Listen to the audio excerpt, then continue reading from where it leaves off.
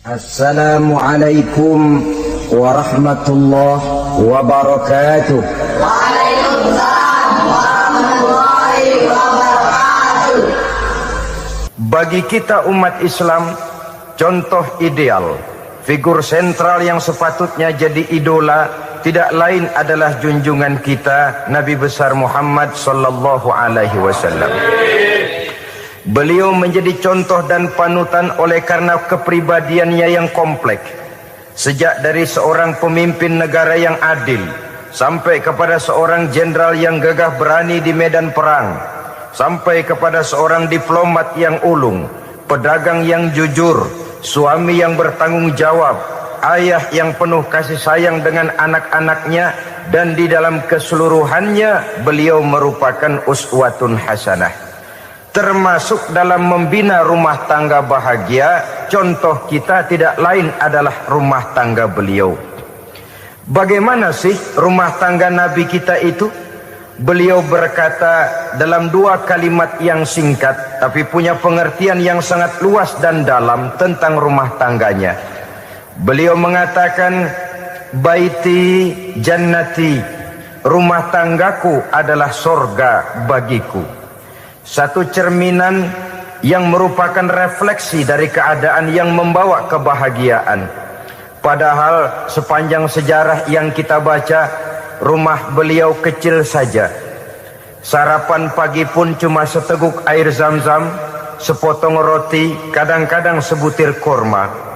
Tidurnya di atas kain kasar yang separuh jadi selimut, separuh jadi alas tidur.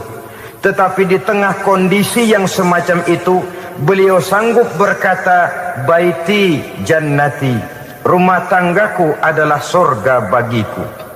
Kenapa kita yang hidup di zaman sekarang, di mana fasilitas sesungguhnya serba lebih menunjang untuk berkata semacam itu, malah kita berkata sebaliknya, baiti nari, rumahku adalah laksana neraka bagiku. Padahal kalau dilihat, rumahnya pun kadang-kadang bertingkat, kendaraan serba berkilat, uang banyak berlipat-lipat, istri pun tak kurang cantik memikat, kadang-kadang jumlahnya 4. Tapi tiap hari kiamat tidak ada ketenangan dan ketentraman di rumah tangga. Saudara hadirin kaum muslimin rahimakumullah, mengapa Rasul sampai mengatakan baiti jannati, rumahku adalah laksana surga bagiku? Inilah pokok pembicaraan kita pada pertemuan kali ini. Sebagaimana yang kita maklum bahwa nikah dalam pandangan Islam bukan hanya sekedar untuk memenuhi kebutuhan biologis manusiawi, tidak hanya sekedar untuk memperkembangbiakkan keturunan, dan juga tidak pula untuk memperturutkan hawa nafsu. Lebih daripada sekedar itu, nikah dalam pandangan Islam merupakan ibadah. Oleh karena ibadah, maka seluruh tujuan ibadah, apakah dia bernama solat, apakah dia bernama puasa, zakat, sodako, haji dan lain sebagainya, seluruh daripada tujuan ibadah, target utamanya adalah mardhatillah atau keridhaan daripada Allah Subhanahu wa taala. Kalau nikah itu ibadah, maka sesungguhnya tujuan utama dari pelaksanaan suatu pernikahan tidak lain hanya untuk mencari keridhaan dari Allah Subhanahu wa taala. Bukankah kalau kita tanya tiap orang yang melakukan nikah, kenapa sih kamu nikah dengan dia? Jawabannya bisa macam-macam. Yang umum, karena saya cinta dia. Ada yang berkata, karena saya ingin mendapat ketenangan hidup. Ada yang bilang, karena saya ingin hidup teratur. Ada yang mengakui, karena saya ingin dapat keturunan dan lain sebagainya. Tetapi sesungguhnya menurut ajaran agama, kalau nikah merupakan ibadah, jawaban intinya ialah saya melakukan nikah untuk mencari keridhaan dari Allah Subhanahu wa taala.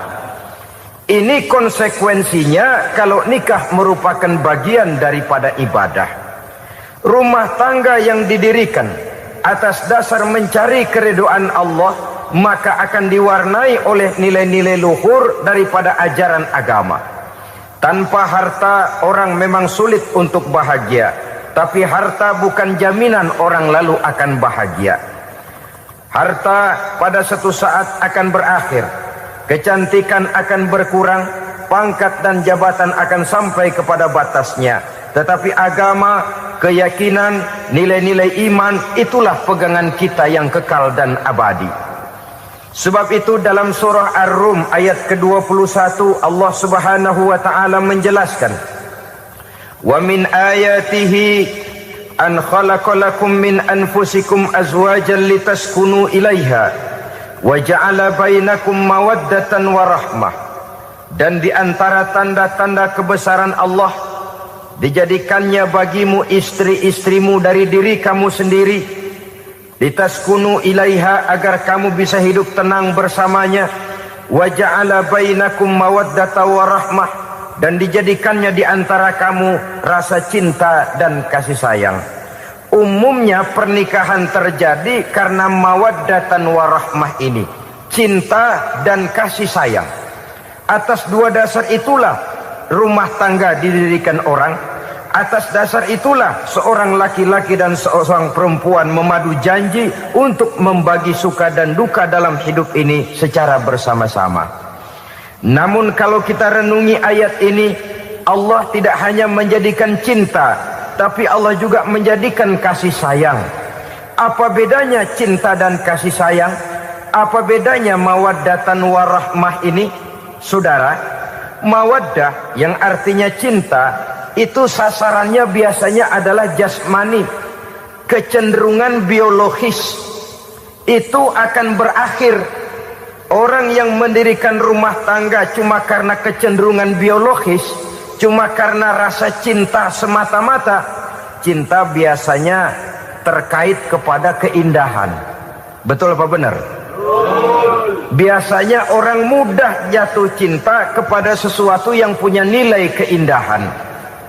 Makanya anak muda jarang yang jatuh cinta sama nenek-nenek. Cinta selalu memandang segi keindahannya. Ini yang namanya mawaddah. Allah tidak mengingkari itu, silakan. Bahwa manusia secara naluri senang kepada serba keindahan, wajar-wajar saja. Tetapi tidak cuma mawaddah, Allah juga menciptakan rahmah, kasih sayang. Mawaddah mungkin ada akhirnya, tapi rahmah tidak akan pernah ada akhirnya. Kalau mawaddah adalah berkecenderungan kepada biologis, jasmaniah, maka rahmah kecenderungan kepada nilai-nilai rohani, kepribadian, kejiwaan, dan lain sebagainya. Dikala pernikahan di bawah umur 40 tahun, mungkin masih banyak mawaddahnya, rasa cintanya. Tapi 40 bahkan 50 tahun ke atas, rasanya orang berumah tangga kalau sudah 50 tahun ke atas itu lebih banyak kasih sayangnya ketimbang cinta-cintaannya. Kalau satu rumah tangga hanya didirikan atas dasar mawaddah saja, atas dasar cinta saja, padahal cinta itu terpaut kepada hal-hal keindahan, keindahan satu saat akan menurun. Ya tentu sebagaimana yang kita maklum bersama-sama, belum punya anak memang cantik. Sudah punya anak, kecantikan mulai menurun. Punya anak 2, kulit mulai mengkerut. Punya anak 3, onderdil mulai dol. Punya anak 4, apalagi tidak pandai merawat diri, persis dompet tanggung bulan. Kalau rumah tangga didasarkan kepada rupa yang cantik saja, cinta akan bisa berpindah, paling tidak akan berkurang nilainya.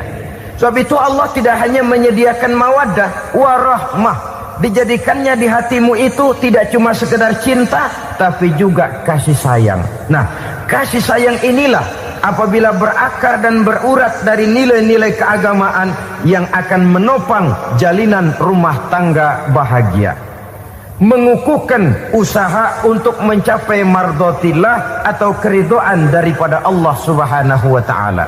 Dengan demikian berumah tangga bukan tujuan. Ini kalau kita lihat dari segi agama.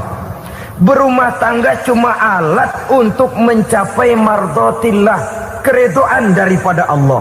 Seorang suami yang pergi pagi pulang sore peras keringat banting tulang mencari nafkah untuk menghidupi keluarganya, kalau niatnya untuk mardhatillah maka pergi usahanya adalah ibadah. Sementara si suami pergi berusaha, istri di rumah mendoakan suaminya, itu juga merupakan bagian daripada ibadah. Marilah kita biasakan membina satu rumah tangga untuk mencapai keridhaan daripada Allah Subhanahu wa taala. Ini motif dasarnya. Karena itu Rasul Anas bin Malik pernah bercerita, bertahun-tahun saya membantu di rumah tangga Rasul. Selama tahun-tahun yang panjang saya membantu di rumah tangga beliau itu, kata Anas bin Malik, belum pernah kok saya mendengar kata-kata kasar, keras, membentak-bentak. Belum pernah saya melihat ada piring terbang, sandal melayang, ada penggorengan nitir di atas. Belum pernah, padahal tahun-tahun yang panjang sudah saya lalui. Itu rumah tangga Rasul. Istrinya lebih dari satu, tapi tenang, ayem, adem. Walaupun gosip selalu ada. Ini loh ya, namanya hidup berumah tangga. Jangankan rumah tangga kita manusia biasa, rumah tangga Rasul pun tidak luput dari gosip yang kita kenal dengan hadisul ifki itu. Itu sampai tercatat dalam sejarah. Tetapi yang jelas, dengan istri yang lebih dari satu, rumah tangganya tenang, tentram, adem. Kita di rumah tangga istri satu, seminggu 7 hari, berantemnya 6 hari. Cuma 1 hari gencatan senjata. Saudara hadirin yang saya muliakan, kalau tujuan rumah tangga adalah mardhatillah, apa ciri dari suami istri yang menegakkan rumah tangga untuk mencapai ridho Allah itu? Pertama, sepasang suami istri yang membina rumah tangga semata-mata untuk mencapai keridhaan Allah, cirinya yang pertama, bersyukur apabila beroleh nikmat. Ini ciri yang pertama. Bersyukur kepada Allah, kepada sesama berterima kasih. Suami berterima kasih kepada istri, bertahun-tahun didampingi hidupnya, dicucinya pakaiannya, dimasaknya makanannya. Tidak istri mengeluh walau hidup lebih banyak kurangnya daripada cukupnya. Suami pandai berterima kasih kepada istrinya. Sementara istri pun bisa berterima kasih kepada suaminya. Bertahun-tahun suami peras keringat, banting tulang mencari nafkah, menjadi palang dada terdepan apabila ada masalah-masalah yang besar. Kedua-duanya lalu punya timbangan. Nah inilah ya, saya pesan kepada suami, kepada para suami, kepada para istri, supaya di rumah ada timbangan. Perlunya apa? Kalau pada satu saat istri kita salah, suami cepat-cepat ambil timbangan, lalu ditimbang mana yang lebih berat, salahnya atau dosanya, benarnya atau kesalahannya. Ini istri saya jasanya begini, begini, begini, lalu jasanya begini, begini, salahnya ini, mana yang lebih besar, jasanya atau salahnya? Dengan adanya timbangan, maka keputusan akan objektif. Tapi kalau timbangannya emosi, salah sedikit saja sudah main bentak, main usir, akhirnya keputusan akan mendatangkan kerugian. Sebaliknya, kalau suami yang salah, istri ambil timbangan, ditimbang mana lebih besar, jasanya atau salahnya. Jangan sampai nanti terjadi pepatah, panas setahun habis dihapus oleh hujan 1 hari. Jasa istri yang puluhan tahun hapus oleh kesalahannya yang sedikit, atau jasa suami yang bertahun-tahun hapus oleh kesalahannya yang sebenarnya tidak seberapa. Akibat apa itu terjadi? Karena tidak adanya timbangan. Dari rasa bersyukur dan dari rasa berterima kasih ini, saudara-saudara, akan timbullah sifat saling menghargai. Suami menghargai istri, istri pun menghargai suami. Istiqomah, dikasih uang 5.000 senyum, dikasih uang 500 senyum. Itu namanya istri yang pandai bersyukur. Kalau tidak 5.000 nyengir, 500 manyun. Tahu manyun? Kayak bemok nyari setoran, monyong saja. Ada sikap istiqomah di dalam membina kehidupan berumah tangga ini. Lalu mengerti posisi suami, ini termasuk tanda berterima kasih. Suami saya itu kerjanya apa, golongannya apa, gajinya sebulan berapa.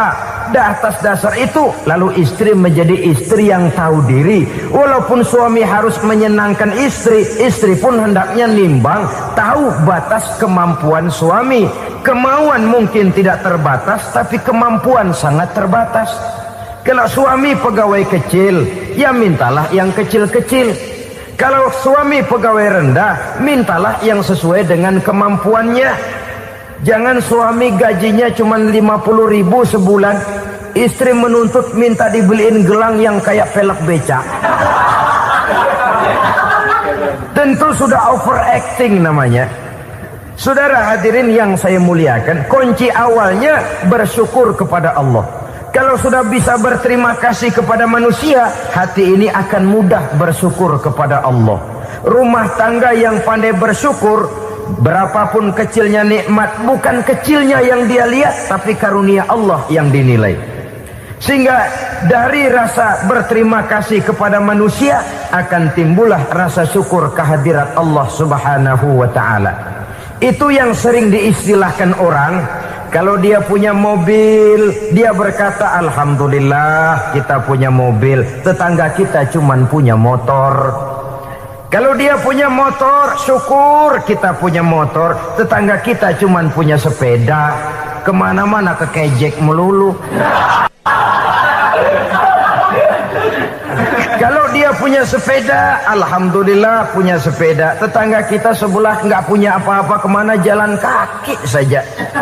Kalau dia jalan kaki, alhamdulillah kita masih bisa jalan. Tetangga kita sebelah lumpuh bertahun-tahun nggak kemana-mana. Kalau dia lumpuh, alhamdulillah kita masih hidup. Tetangga kita kemarin mati nggak balik lagi.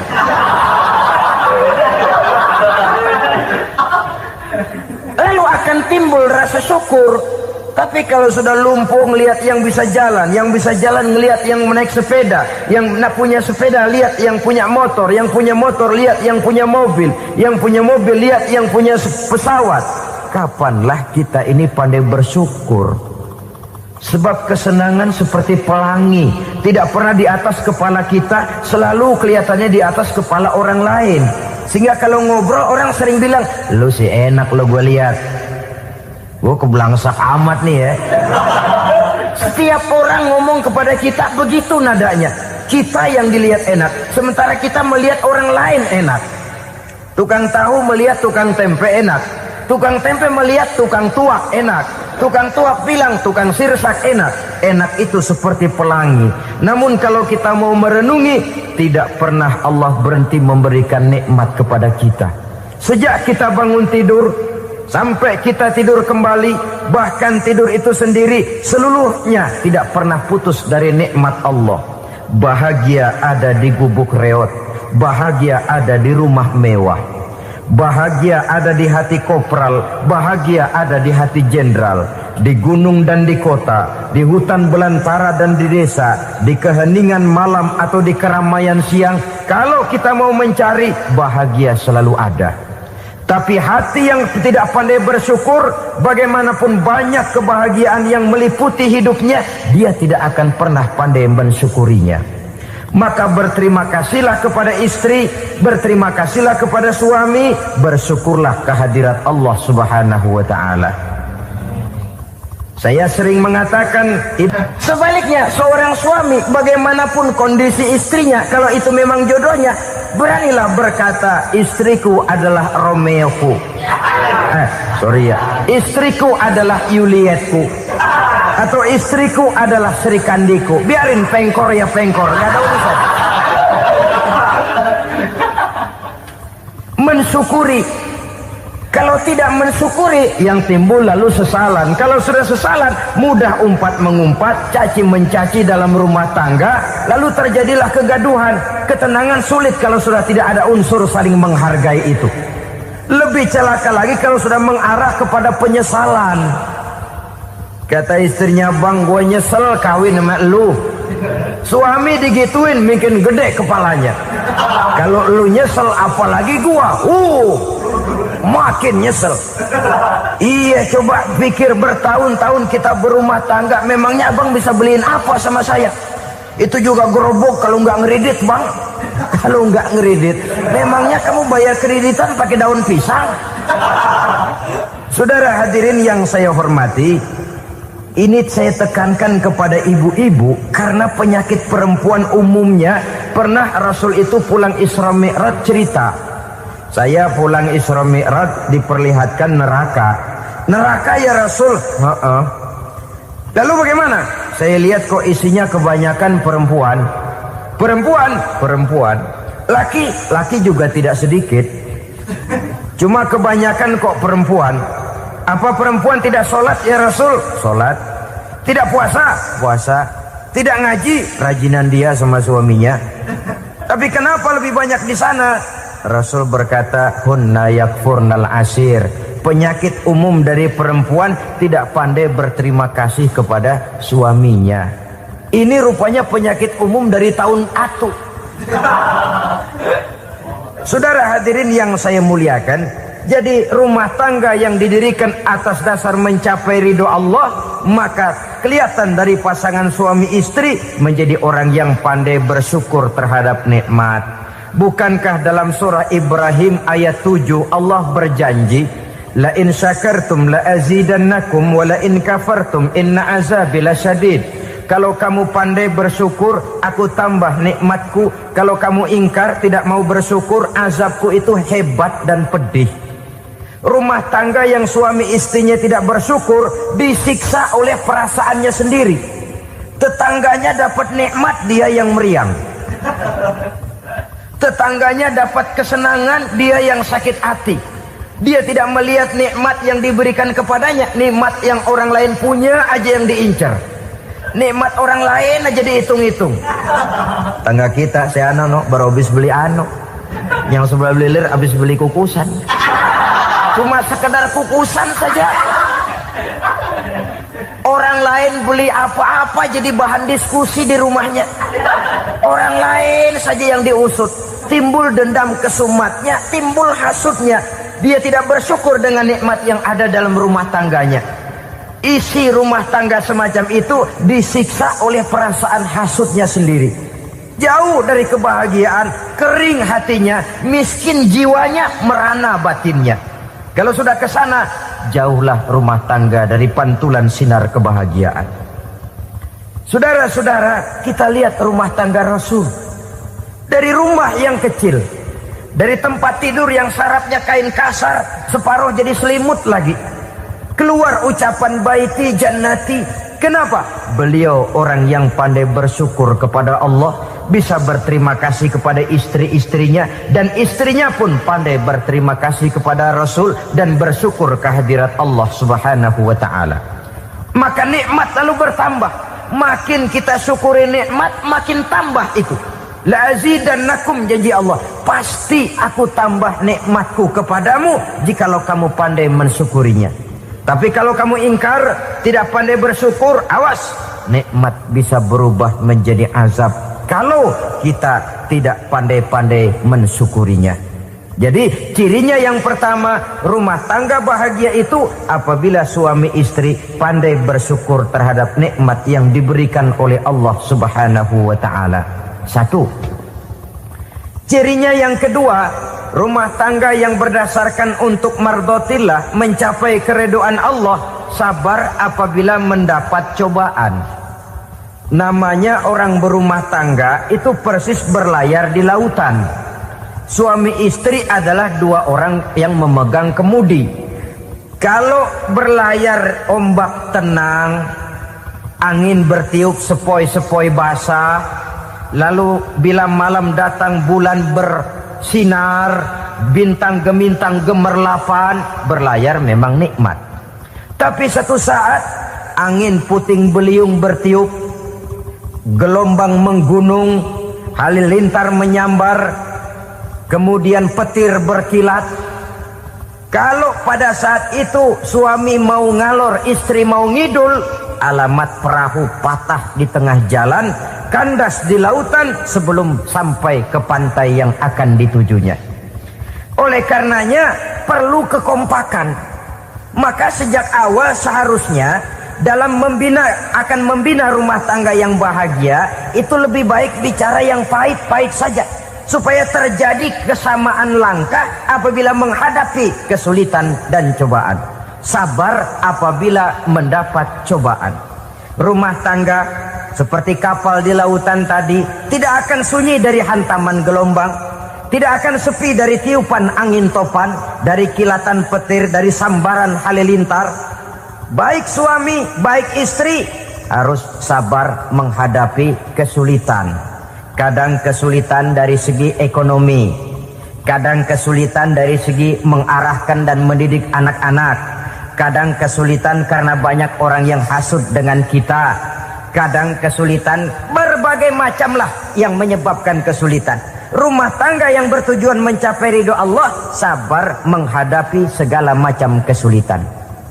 Saudara-saudara kaum muslimin rahimakumullah, kesulitan adalah bagian daripada perjalanan hidup.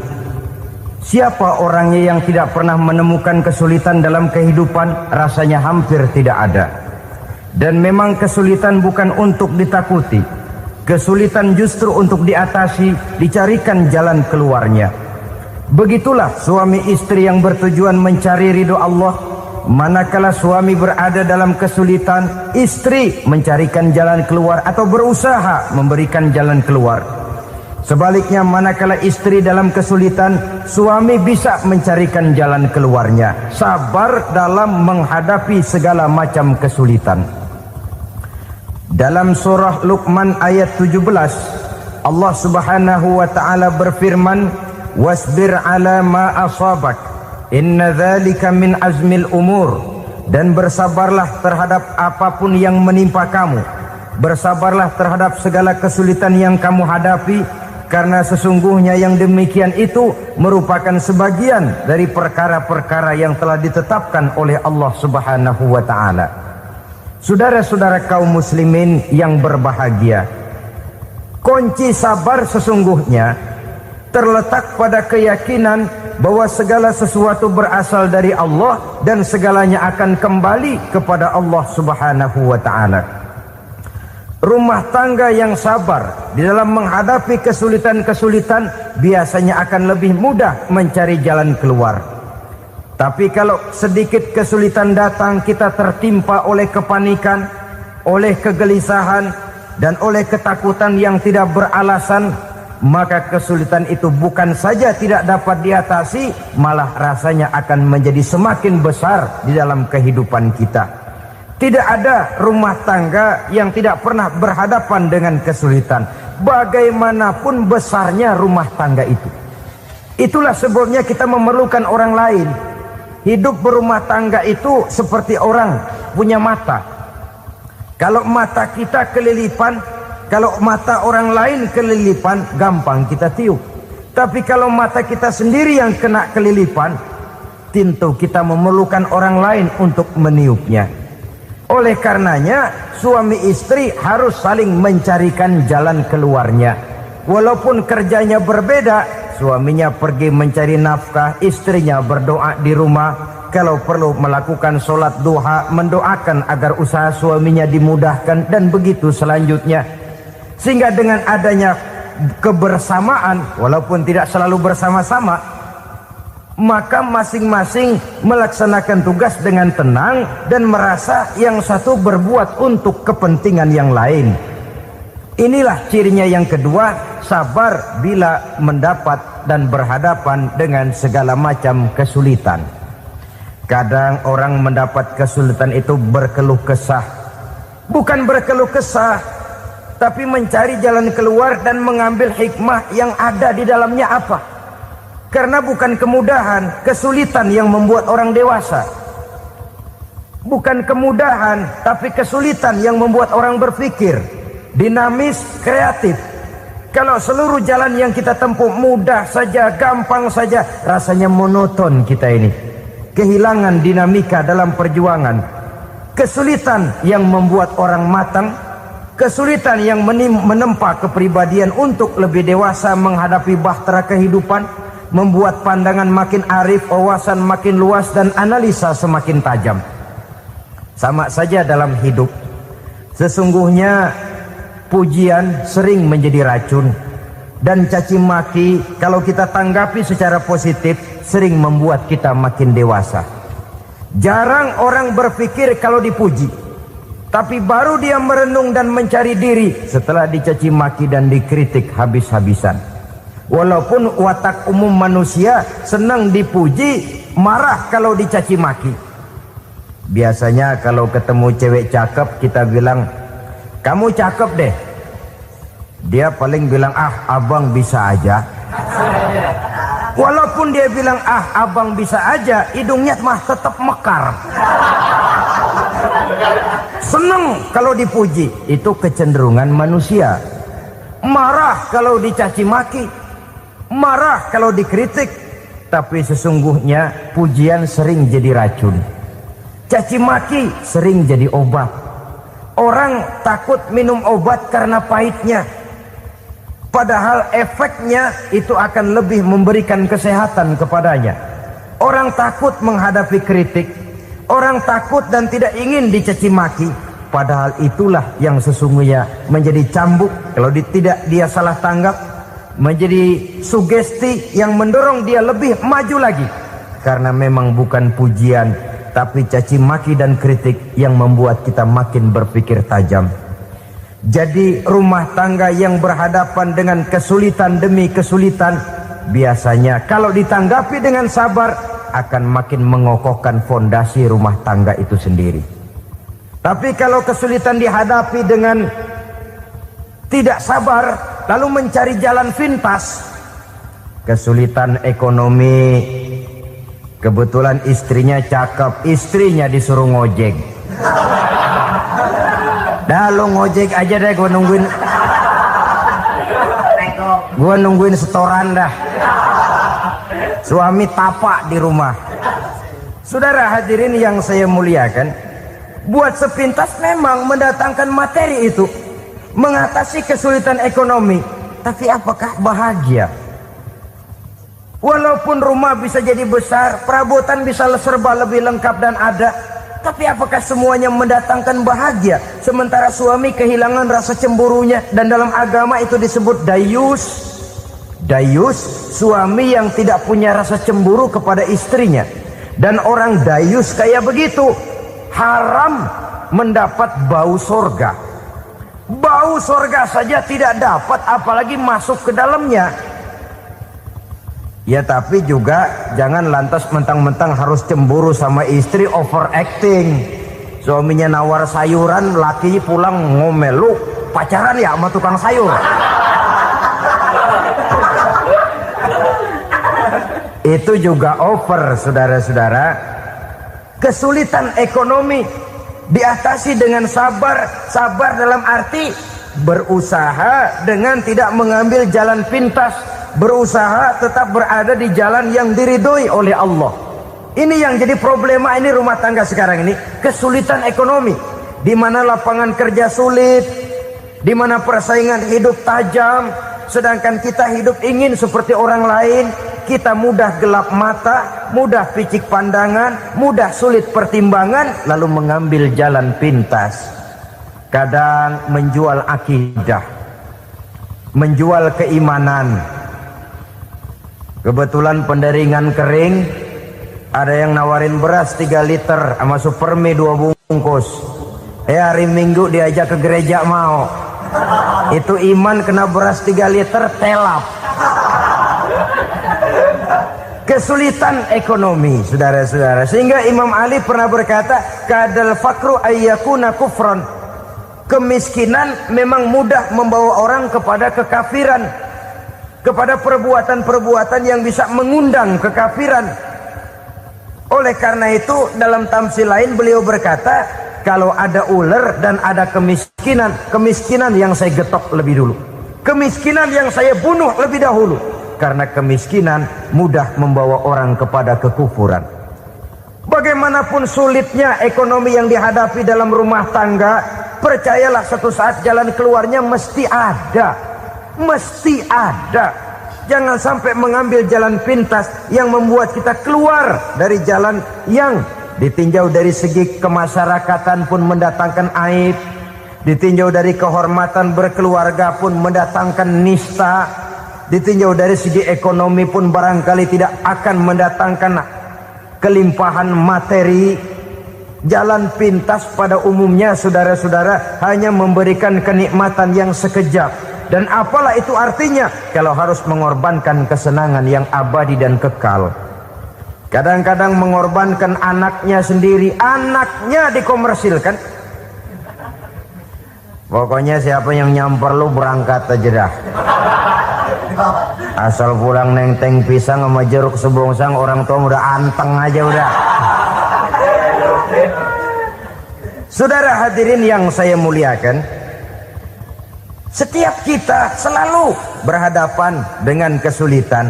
Karena itu rumah tangga yang bertujuan mencapai mardhatillah, mereka sabar dalam menghadapi kesulitan. Tidak ada beras, puasa saja, puasa sunnah. Puasa sunnah, lapar tapi ada pahalanya. Daripada tidak puasa lalu ngegerundel, brengsek Tuhan. Gue sembahyang melulu, lapar juga. Sudah lapar tidak berpahala. Bukankah Rasulullah sendiri kalau pulang ke rumah Aisyah lalu berkata, ya Humairah, ada makanan hari ini? Ada makanan ya? Enggak ada bang. Alhamdulillah kalau begitu saya puasa. Pulang dari mana-mana perut lapar, mau makan tidak ada makanan, bukan marah, bukan ngamuk, puasa. Maka boleh puasa sunnah, niatnya udah siang, jam 10, jam 11, asal dari pagi belum makan apa-apa. Niatnya jam 10, sah dengan catatan dari pagi belum makan apa-apa. Jangan sudah sepiring setengah baru niat, itu lain. Itu ngojek namanya itu. Pengertian dalam kesulitan. Satu malam beliau pulang dari masjid agak larut. Habis ngajar banyak yang bertanya, ketuk pintu, Assalamualaikum, Assalamualaikum. 3 kali beliau memberi salam, tidak ada jawaban, tidak dibukakan pintu. Rupanya istri beliau lelah bekerja di waktu siang, tidurnya pules benar. Marahkah Rasul? Tidak, beliau gelar sorban, tidur di depan pintu. Asraful anbiya wal mursalin ini, Rasul termulia ini, karena menghargai istrinya, tidur di depan pintu. Sampai Aisyah bangun sepertiga malam, terkejut buka pintu, suaminya ada di depan pintu. Beliau bangunkan. Ketika dibangunkan, Rasul lebih dulu berkata, maaf sayang, saya pulang terlambat. Sudah nggak dibukain pintu, tidur di depan, dibangunin, beliau duluan yang minta maaf. Pengertian. Kalau emosi, memang nggak dibukain pintu, tidur di depan. Begitu dibukain, yang enak kita tunjuk jidatnya.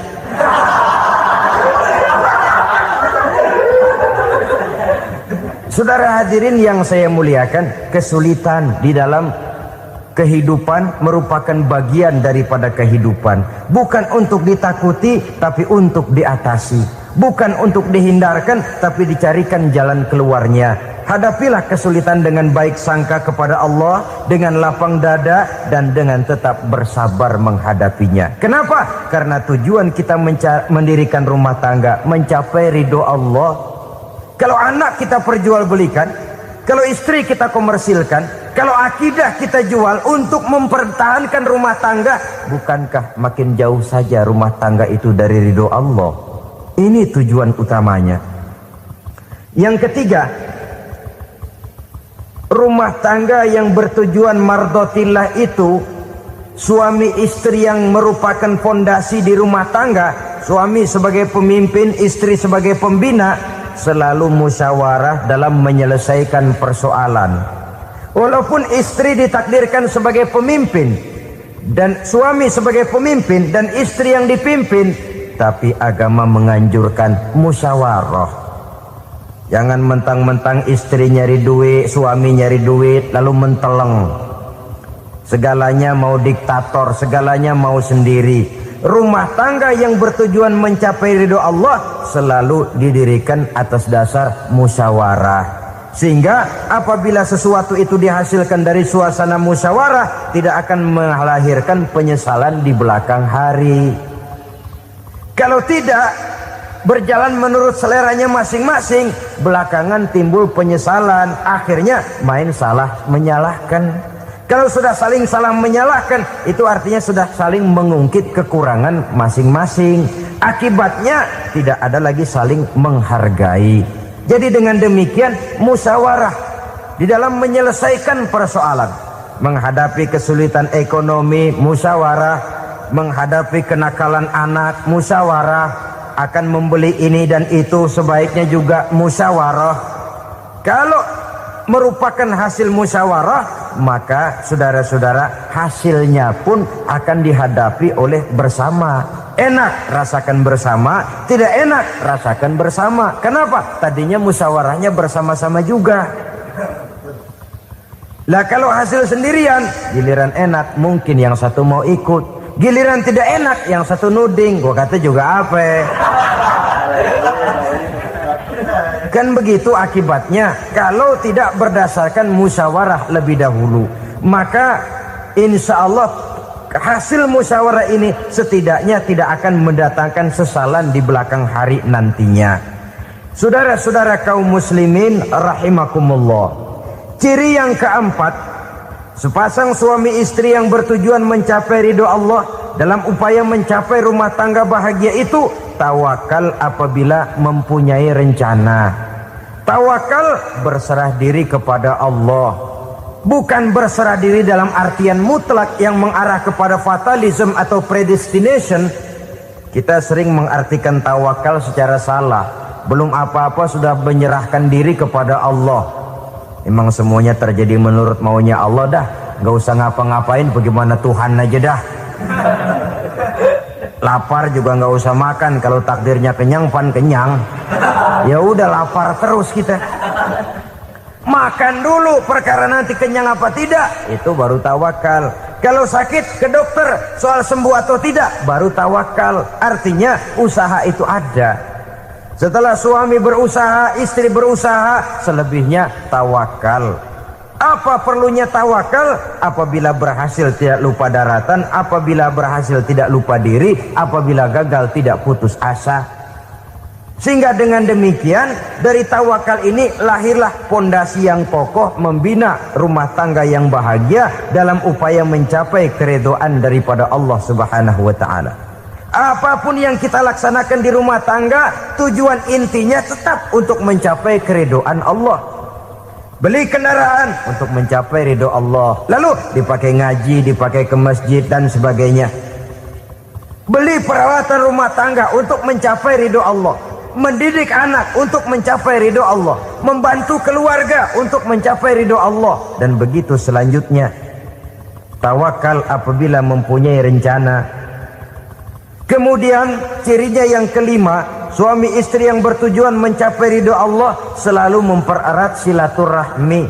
Sebab seperti sudah saya sampaikan pada pertemuan terdahulu, dalam berumah tangga itu ada orang tua, ada mertua. Itu cuma perbedaan istilah, tapi hakikatnya adalah sama.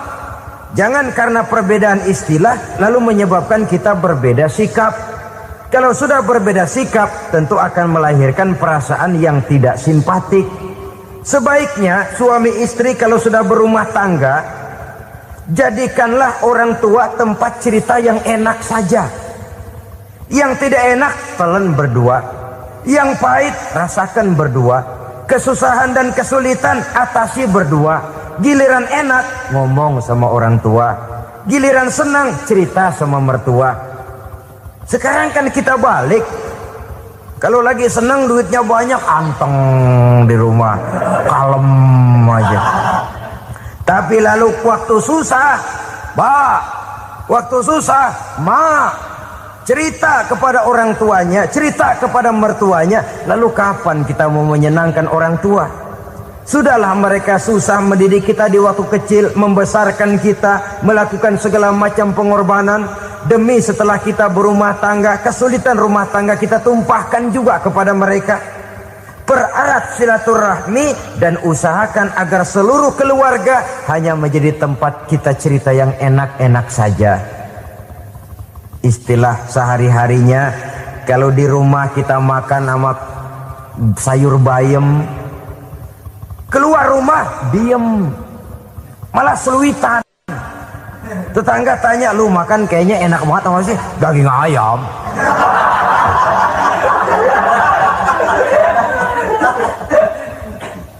Lalu tetangga akan berbisik, itu makannya tuh orang enak bener ya, rumah tangganya tiap hari makan sama daging ayam. Biarlah paling kurang itu jadi doa, daripada kita makan sama kangkung lalu ribut ngomel di mana-mana. Gua kesel banget sama bini gua. Di warung ceritanya lagi. Kenapa? Saban sari gua direbusin kangkung mulu. Brengsek. Di warung cerita ada RT, ada RW. Gara-gara makan sama kangkung se-RT tahu. Akhirnya mungkin kalau kita berangkat orang hitung dari jauhan. Lihat, kangkung liwat.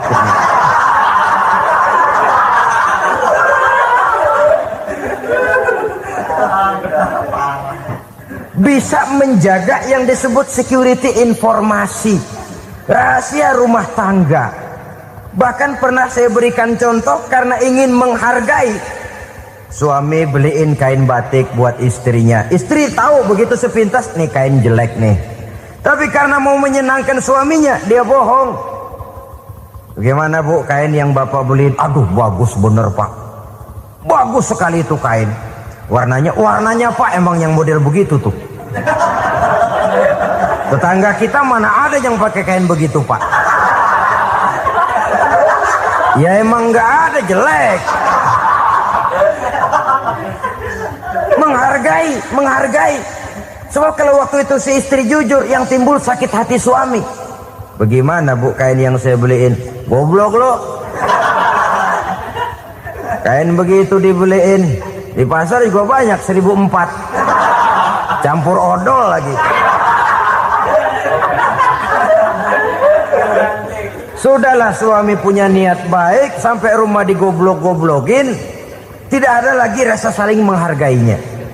Begitu pentingnya mempererat silaturahmi ini, sampai Nabi berpesan, isnani la yanzurullahu ilaihima yaumal qiyamah qati'ur rahim wa jarus su'.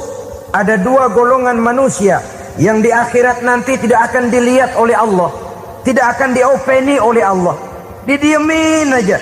Siapa mereka? Pertama, orang yang suka memutuskan silaturahmi. Yang kedua, tetangga yang jahat dengan tetangganya. Dua golongan manusia ini, pemutus silaturahmi, kemudian juga tetangga yang jahat dengan tetangganya, ini tidak akan dipandang oleh Allah di hari akhirat nanti. Jadi pererat silaturahmi, sebab kita ini zon politikan, makhluk yang bermasyarakat, yang tidak bisa hidup sendirian. Setiap kita memerlukan orang lain. Kita disebut kaya karena ada yang miskin. Kita disebut alim karena ada yang awam. Kita disebut berkuasa karena ada rakyat jelata. Tanpa rakyat tidak ada penguasa. Tanpa yang miskin tidak ada orang kaya. Kalau tidak ada yang jelek, siapa yang bilang cakep? Karena ngimbangi. Saudara hadirin, atas dasar ini mestinya kita selalu bersyukur dalam segala posisi. Tidak lalu salah terima kepada karunia yang diberikan Allah kepada kita. Saudara hadirin yang saya hormati, pererat silaturahmi, jadikan orang-orang tua kita tempat kita cerita yang enak-enak saja. Yang tidak enak, telan sendiri, usahakan sendiri, carikan jalan keluarnya sendiri. Setidaknya, ya diam sajalah. Kalau belum bisa membalas budi baik orang tua, setidaknya jangan menyakiti hati orang tua kita. Sudah lelah dan payah dia mengasuh kita, membesarkan kita, merawat kita. Demi setelah kita berumah tangga, seluruh kesulitan kita bawa lagi kepadanya. Karena itu buat para istri juga ini perhatian. Kalau dimarahi suami jangan cepat-cepat pulang ke rumah orang tuanya. Nggak boleh diomelin dikit main buntel aja. Gua pulang dah. Pulang. Sampai sana cerita habis-habisan, dikucek kejelekan suaminya. Nanti 2-3 hari balik aja lagi. Kan nggak lucu jadinya. Saudara hadirin, begitu juga suami. Mencaci maki habis istrinya, 2-3 hari baik aja lagi. Konyol, istrinya sudah dicaci maki habis-habisan, dijeleki leluhur-leluhurnya, 2-3 hari baik lagi, mesraan lagi. Kata bininya dalam hati, gua lu jelekin juga, lu pakai juga, payah.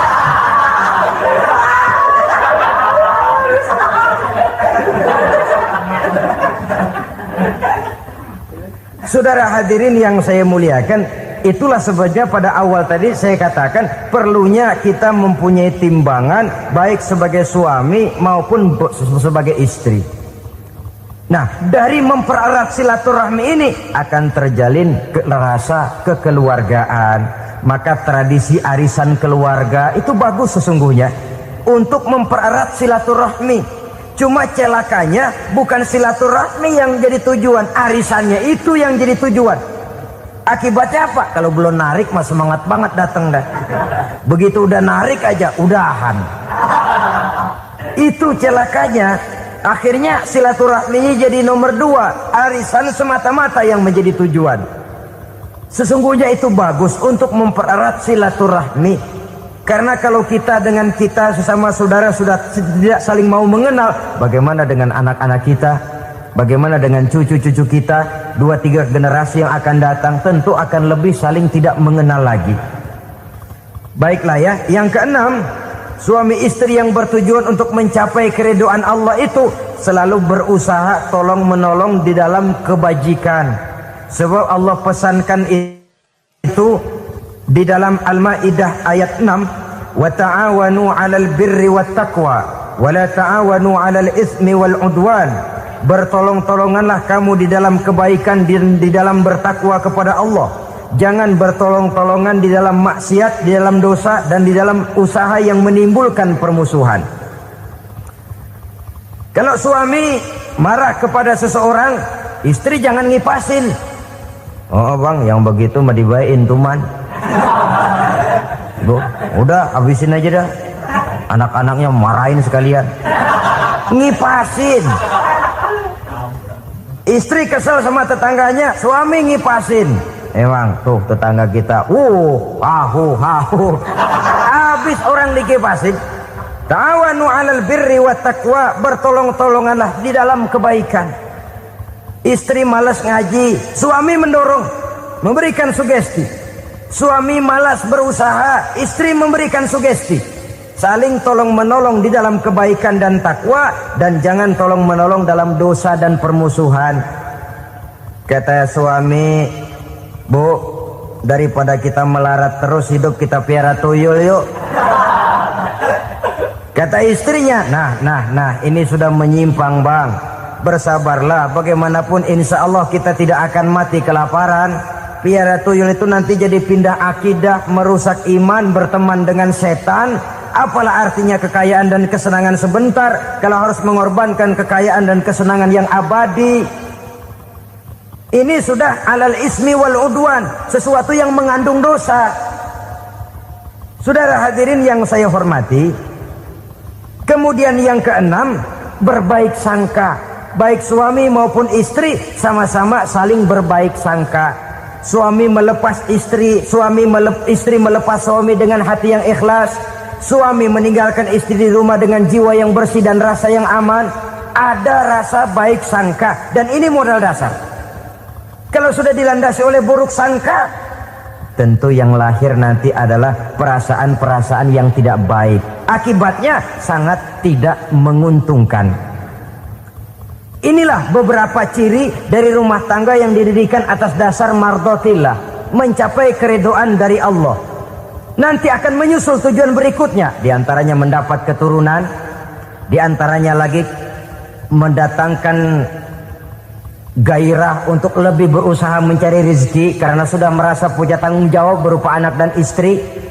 Mempererat silaturahmi itu cuma tujuan sekundernya saja. Tujuan primernya kita melakukan suatu nikah untuk mencapai keridhaan dari Allah Subhanahu wa taala. Silakan punya istri cantik, kaya, tapi tujuan utamanya kita membina rumah tangga untuk mencapai ridho dari Allah. Karena itu dasarnya mawaddatan warahmah. Jangan cuma cinta tapi juga kasih sayang. Cinta, kecenderungan kepada jasmani akan berakhir, tapi kasih sayang, kecenderungan kepada rohani, makin tua malah makin erat, makin tua malah makin mesra. Sehingga kadang kita menampak kakek-kakek dan nenek-nenek lagunya kayak pengantin baru. Apa cinta-cintaan? Tidak. Bagaimana kakek-kakek sama nenek-nenek harus bilang I love you? Yang masih ada itu waktu itu mawaddah, kasih dan sayang. Itu yang akan kekal, itu yang akan abadi. Tanpa materi orang sulit untuk bahagia, tapi materi semata bukan jaminan orang untuk bahagia. Nah, ciri yang terakhir dari rumah tangga yang bertujuan mencapai ridho Allah, sinar agama kelihatan di dalamnya. Baik suami maupun istri sama-sama orang yang taat melaksanakan ajaran agama. Saudara, mudah-mudahan walaupun singkat dapat menjadi sumbangan moral dalam kita mewujudkan rumah tangga yang bahagia menurut contoh yang diberikan oleh Rasulullah sallallahu alaihi wasallam. Terima kasih atas perhatian saudara. Mohon maaf atas segala kekurangan. Usikum wa nafsi bitaqwallah. Wassalamualaikum warahmatullahi wabarakatuh.